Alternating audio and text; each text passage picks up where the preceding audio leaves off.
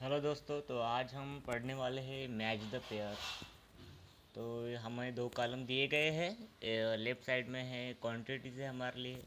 First one है mass, second one weight, third one acceleration due to gravity and fourth one gravitational constant. और second column में दिए हैं metre पर second square, kilogram, newton metre square plus KG square and newton. तो correct pair हमको लगाना है, तो करेक्ट पेयर हम लगाना चाहते हैं यहाँ पे। तो करेक्ट पेयर किसके साथ लगेंगे? चलो मास की लगेंगे, आंसर में दिए हैं किलोग्राम के साथ, वेट न्यूटन के साथ, acceleration due to gravity metre पर सेकंड स्क्वायर और ग्रेविटेशन कांस्टेंट हमारा newton metre square plus KG square.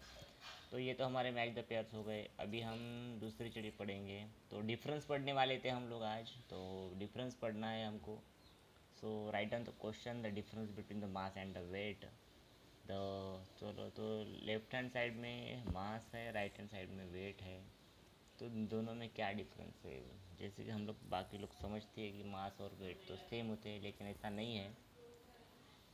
मास अलग चीज़ होती है, वेट अलग चीज़ होती है। तो एक्चुअल में मास क्या चीज़ होती है? तो कोई भी चीज़ जो भी मैटर होता है उस चीज़ का, मैटर यानी पदार्थ, वो पदार्थ ही वो मास होता है।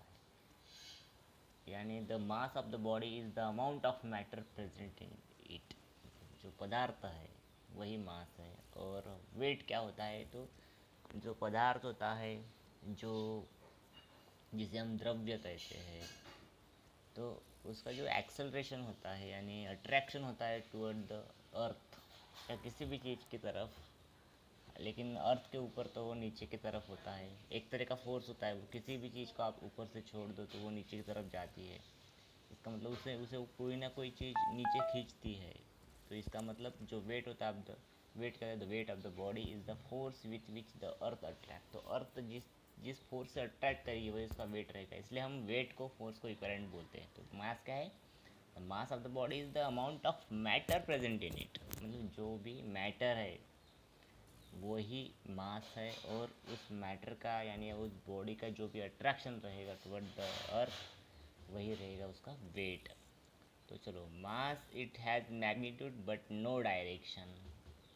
और यहाँ पे लिखा है it has both magnitude and direction. जैसे कि मैग्नीट्यूड वेट हम बोलते हैं, तो वेट को ऐसे बोलते हैं, तो हमने बोल दिया 4 न्यूटन अगर बोल दिया हमने वेट को, तो 4 न्यूटन अगर हमने बोल दिया तो उसका 4 तो वो मैग्नीट्यूड हो गया, जो भी न्यूमेरिकल जो भी नंबर होता है वो तो उसका मैग्नीट्यूड होता है। लेकिन डायरेक्शन देखो, डायरेक्शन कैसे हम बोल सकते हैं उसको? तो अगर किसी चीज़ को हमने छोड़ दिया तो वो नीचे की तरफ जा रही है, वो तो डायरेक्शन हो गई ना, डाउनवर्ड डायरेक्शन हो गई उसकी। तो उसका मतलब, और हमने किसी चीज़ को फेंक दिया है, समझ लो आपके सामने फेंक दिया, तो वो फॉरवर्ड डायरेक्शन हो गई उसकी। तो उसको वेट को मतलब क्या होते हैं, वो मैग्नीट्यूड भी होता है और डायरेक्शन भी होती है। लेकिन मास देखो, अगर कोई चीज़ है तो वो जो भी मैटर है उसके अंदर वो तो उसका मास हो गया, लेकिन उस मैटर को कोई डायरेक्शन तो रह ही नहीं सकती ना। अगर वो जहाँ पे आपने रख दिया है वहीं पे वो स्टेबल है, उसकी कोई डायरेक्शन नहीं है। तो मास को कोई डायरेक्शन नहीं रहेगी, वेट को क्या रहेगा, मैग्नीट्यूड एंड डायरेक्शन बहुत रहेगा, और मास को सिर्फ मैग्नीट्यूड रहेगा। और मास तो it does not change place to place.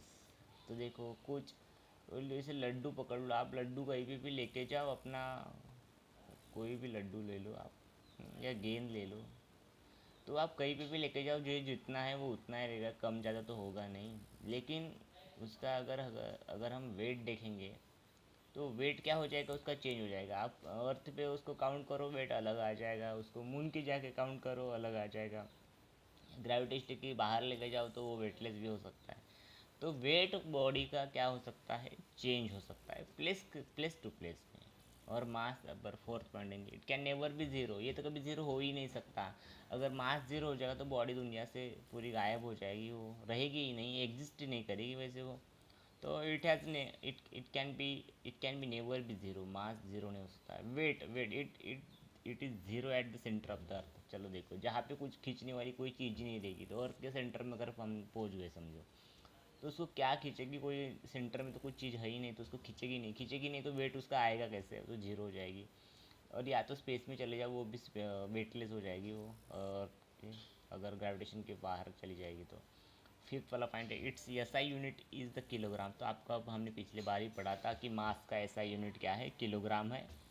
KG लिखते थे हम इसको सिंबल। और वेट का क्या है, this SI unit is Newton. तो न्यूटन हम क्यों लिखते थे, क्योंकि वेट इक्वल टू फोर्स है, फोर्स का यूनिट भी न्यूटन है।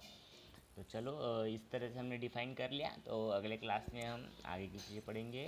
जल्दी जल्दी इस चैप्टर को हमको ख़त्म करना है। So thank you so much, और चैनल को सब्सक्राइब करना ना भूलिए और अपने दोस्तों के साथ शेयर भी कीजिए। Thank you.